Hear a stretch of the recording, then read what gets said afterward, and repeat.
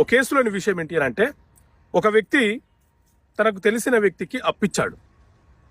అప్పు తీర్చడం కోసం అప్పు తీసుకున్న వ్యక్తి ఏం చేశాడంటే కొన్ని చెక్కులు ఇతనికి ఇచ్చాడు. సో అప్పు ఇచ్చిన వ్యక్తి ఆ చెక్కులను బ్యాంకులో ప్రజెంట్ చేసినాడు. ఆ చెక్కులు బ్యాంకులో ప్రజెంట్ చేస్తే ఆ చెక్కులు చెల్లుబాటు కాలేదు. ఇన్సఫిషియెంట్ ఫండ్ కింద ఆ చెక్కులు రిటర్న్ కాబడినాయి. దాంతో అప్పిచ్చిన వ్యక్తి ఏం చేశాడంటే చెక్ ఇచ్చిన వ్యక్తి మీద చెక్ బౌన్స్ కేసు ఫైల్ చేసినాడు. కేసు నడుస్తున్న క్రమంలో ఆ వ్యక్తి అంటే అప్పు తీసుకున్న వ్యక్తి ఎవరైతే ఉన్నారో, చెక్కులు ఇచ్చిన వ్యక్తి ఎవరైతే ఉన్నారో ఆ వ్యక్తి హార్ట్ స్ట్రోక్ తో చనిపోయినాడు.